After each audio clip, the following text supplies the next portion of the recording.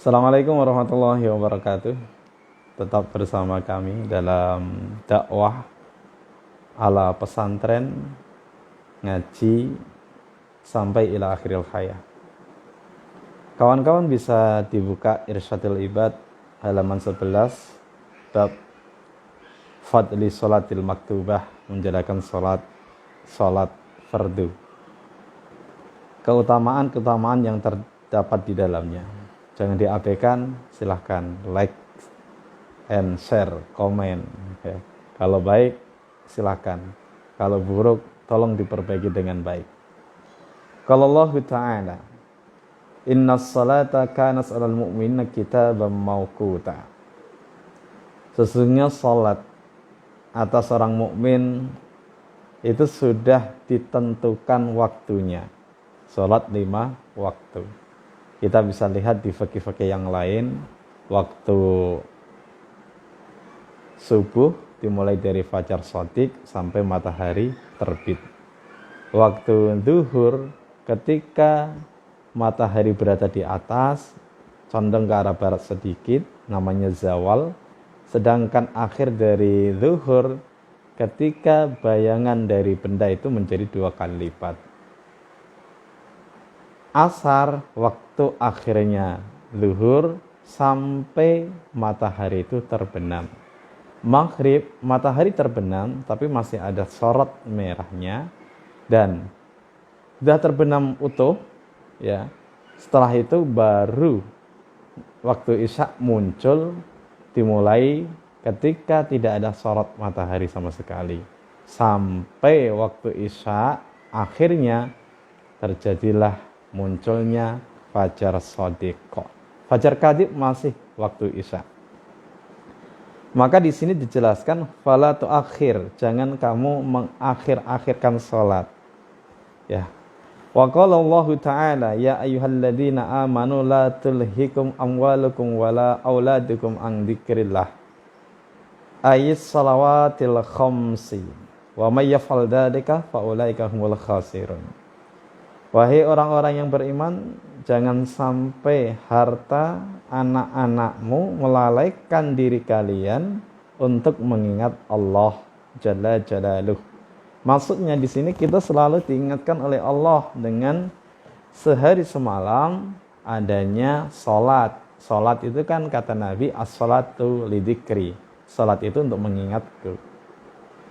Barang siapa yang melakukan hal semacam itu, maksudnya dilalaikan karena mikirin anak, karena cinta dunia, sampai sholat tidak diperhatikan, maka orang tersebut dikatakan khasirun, orang yang merugi. Na'udzubillah kan. Wa akhraja al-Hakim an ibn Umar. An ibni Umar radhiyallahu anhuma qala.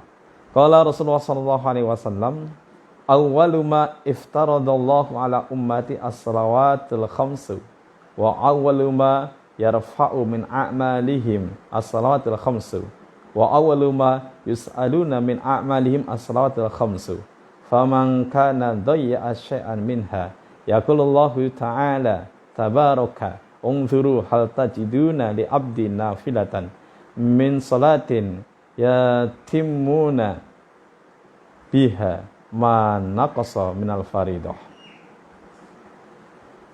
Dari Hakim dari Ibnu Umar, beliau berkata, Rasulullah SAW bersabda, awal yang diwajibkan Allah atas umatku adalah salat 5 waktu.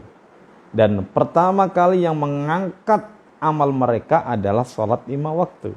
Dan awal yang akan ditanya besok di hari kiamat tentang amal-amal yang lain. Yang pertama, yang dominan adalah salat 5 waktu. Barang siapa yang mengabaikan sedikit dari salat 5 waktu tersebut, maka Allah memberikan satu solusi. Allah berkata kepada malaikat, wahai malaikat, lihatlah apakah kalian menemukan salat-salat sunnah yang dapat menyempurnakan salat fardu mereka. Kalau ada, disempurnakan. Kalau enggak ada, ya sudah mentok. Wangzuru fi siyami abdi syahrul ramadhana fa in kana dhayya syai'an minhu fangzuru hal tajiduna li abdi nafilatan min siyamin tatimmuna biha ma naqasa min siyamin. Begitu pula seterusnya akan dilihat tentang puasa bulan Ramadan. Kalaulah mereka itu mengabaikan sedikit tentang puasa Ramadan tersebut, Allah juga akan melihat tentang puasa-puasa sunnahnya. Diperintahkan malaikat, lihat, ada enggak puasa-puasa sunnah yang dapat menyempurnakan puasa fardunya. Wangzuru fi zakati abdi fa in kana daya syai'an minha fangzuru hal tajina li abdi nafilatan min sadaqatin tatimmuna biha ma naqasa min az-zakati fa yakhadu dzalika 'alal faraidillah wa dzalika bi rahmatillah wa adlihi. Tentang zakat juga sama. Sempurna atau belum zakatnya? Kalau belum sempurna, lihat wahai malaikat, adakah sedekah, infak yang dapat menyempurnakan zakatnya? Maka diambil. Itu adalah tentang sesuatu yang difardukan oleh Allah. Karena Allah itu Rahman, dan Allah itu adil, sehingga itu muncul suatu kebijakan. Ini Allah nih, nggak butuh ibadahmu loh. Tapi Allah selalu sayang bagaimana kamu bisa selamat.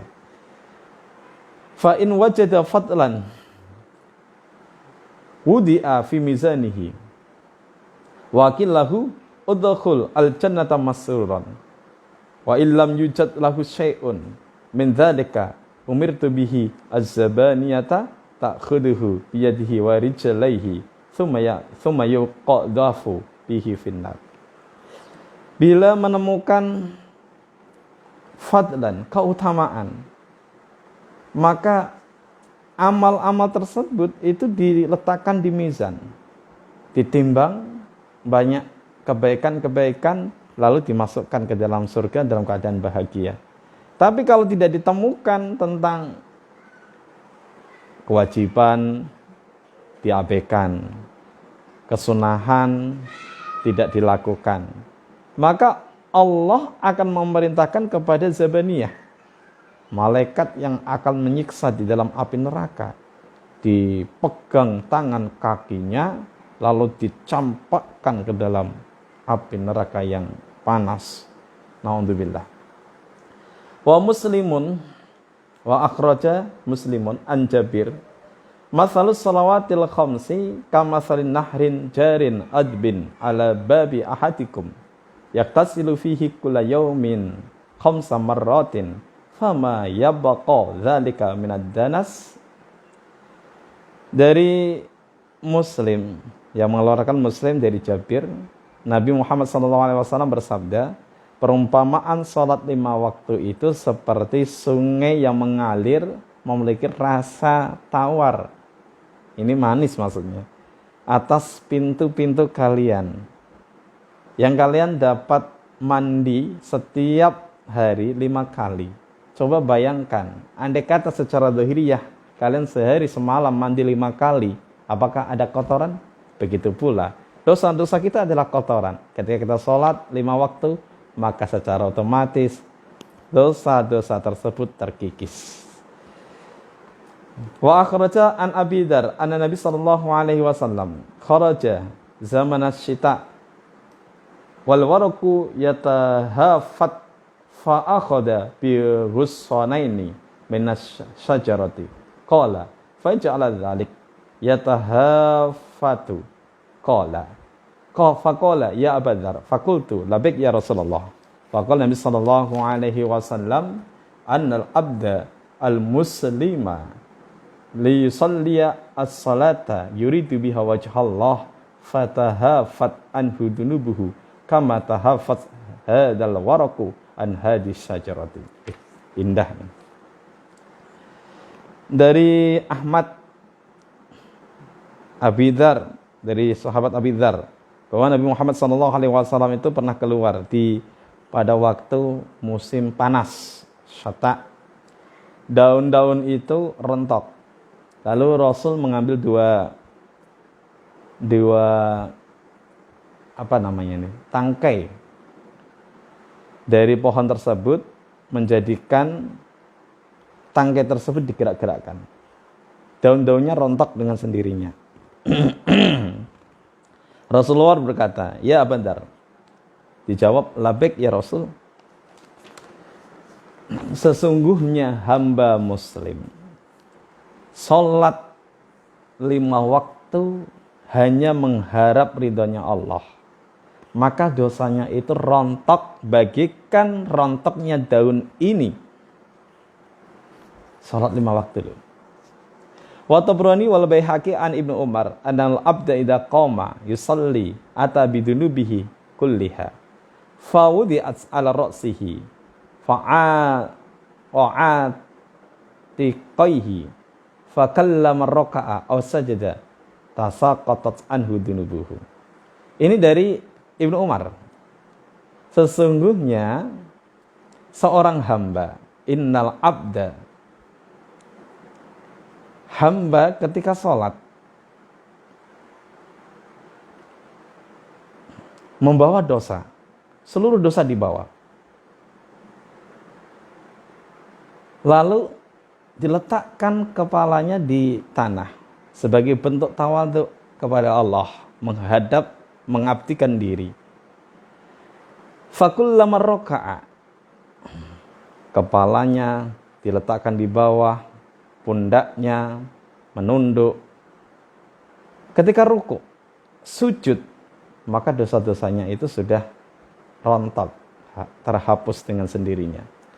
Wa Muslimun an Utsman radhiyallahu an, ma min nimri'im muslimin yahduruhu salatun maktubatun fayuhsinu wudu'aha wa khusyu'aha wa ruku'aha illa kanat lahu kaffaratan lima qablaha minad dunubi man lam ya'ti kabiratan wa dzalika dzahra kullahu. Dari Utsman bin Affan, tidak ada seorang muslim yang datang untuk melakukan sholat fardu lalu menyempurnakan wudhunya, khusyuk di dalam rukuk dan semua aktivitas ibadahnya, melainkan semua itu menjadi kafarat penebus dosa-dosa selama tidak melaksanakan dosa-dosa besar pada tahun itu. Dosanya diampuni oleh Allah. Wal Baihaqi an Anas, ma min hafidhaini yarfi'ani ilallahi bisalatin rajulin ma'a salatin illa qalallahu ta'ala ushhidu kama anni qad ghafartu li abdi ma bainahuma. Dari Anas, tidak ada malaikat hafadhah, raqib dan atid, yang melaporkan kepada Allah tentang salat seseorang, melainkan Allah berkata kepada malaikat tersebut, saksikan sesungguhnya aku sudah ampuni dia. Hamba-hambaku sudah saya ampuni. Dosa-dosanya di antara sholat maghrib dengan isya berarti di antaranya terhapus dengan sholat. Maghrib, isya dengan subuh sudah terhapus dengan sholat subuh. Terus antara subuh dengan duhur dosanya terhapus dengan sholat duhur. Duhur ke asar terhapus dengan sholat asar. Dosa-dosa tersebut rontok dengan sendirinya. Wa fi kitab az-zawajir li syekhina khatimatul muhaqqiqin Ahmad bin Hajar al-Haytami. Ini ulama terkenal, Ibnu Hajar al-Haytami. Qala ba'duhum, sebagian ulama berkata, warada fi hadisi man hafadha 'ala salawati, man hafadha 'ala salati akramahullah bi khamsi khisalin yarfa'u anhu daikul aishi wa adabul qabri wa yu'ti hillahu kitabu biyaminihi wa yamuru 'ala sirati kal barqil khatib wa yadkhulu al jannata bighairi hisabin. Ini Ibnu Hajar al-Haytami yang meriwayatkan yang menceritakan tentang hadis Nabi Muhammad SAW, juga diriwayatkan oleh sebagian para alim ulama. Barang siapa yang menjaga sholat 5 waktu, maka Allah muliakan dengan 5 hal. Yang pertama, kesempitan ekonomi akan diangkat, dihilangkan. Yang kedua, dihilangkan siksa kubur. Yang ketiga, diberikan catatan dengan tangan kanan. Yang keempat, lewat siratul mustaqim bagaikan kilat. Yang kelima, masuk surga tanpa hisab. Wah, indahnya. Wa man tahawana anis salati aqabahullah bi khamsa asyarata ukubatan. Khamsatun fid dunya wa salasatun indal mauti wa salasatun fil qabri wa salasatun inda khurujihi minal kubri. Ini konsekuensi atau akibat yang ditimbulkan ketika seseorang mengabaikan sholat, ya. Dan jelas sabda Nabi Muhammad SAW, barang siapa yang mengabaikan sholat, maka Allah akan siksa 15 siksaan. 5 di dunia, 3 ketika mati, 3 di alam kubur, 3 keluar dari kubur menuju mahsyar. Fa'ammal lawati fid dunya fal aula yungza'u al barakatu min umrihi. Yangza'u al barakata min umrihi. Adapun 5 yang ada di dunia yaitu, ingat-ingat, hilang berkah dari umurnya. Yang kedua, yumhis ya man salihin, dihapus tanda-tanda orang soleh min wajih, dari wajahnya. Yang ketiga, kullu amalin ya'maluhu la yu'ajjiruhu Allahu alaih, setiap amal yang dilakukan tidak mendapatkan pahala karena terhalang dengan tidaknya sholat 5 waktu. Yang keempat, yarfa'u lahu du'aan ila sama, Allah tidak akan mengangkat la yarfa'u, doa sampai ke langit. Yang kelima, laisa lahu hadzun min du'ai salihin, dia tidak dapat bagian doanya orang muslim. Doa orang muslim kan banyak, habis sholat doa, ketika khutbah, termasuk rukun khutbah adalah doa lil mu'minin wal mu'minat, untuk diampuni, enggak dapat bagian. Wa ammal lati tusibuhu indal mauti fal ula annahu yamutu dhalilan wasaniyatu yamutu ja'ian wasalisatu yamutu atshan walusaqo buharad dunya ma rawa min atshihi. Adapun ketika mati, maka akan ditimpakan 3 musibah. Yang pertama, mati dalam keadaan hina. Yang kedua, mati posisi lapar. Yang ketiga, mati dalam keadaan haus, walaupun sudah dikasih minum air laut, maka tidak akan bisa menyegarkan, menghilangkan kehausannya. Wa amal lati tusibu fi qabrihi fal ula yudayyiqu alaihi al-qabra hatta takhtalifa adla'uhu wa saniyatu yuqadu alaihi al-qabrun naron yataqallabu ala jamri lailan wa naharan. Adapun 3 yang akan berada di kubur, yang pertama, Allah akan sempitkan kubur sehingga tulang-tulangnya itu sampai bersuara, sampai melengse. Kalau orang Jawa bilang gitu, sampai ya kretek-kretek. Yang kedua adalah dinyalakan api di alam kubur yang dapat membakar baik malam maupun siangnya. Yang tiga, Allah akan kerahkan fi qabrihi su'banun ismuhu syuja', yaitu ular yang besar yang diberikan nama Syuja' al-Aqra', yang botak. Al-Aqra'u ainahu bin narin au azfarihi bin hadidin, matanya seperti api, dari api, kuku-kukunya dari besi. Kullu dhafrin masiratu syamsi masiratu yaumin yatakallamul mayyita, setiap kuku itu panjangnya perjalanan sehari.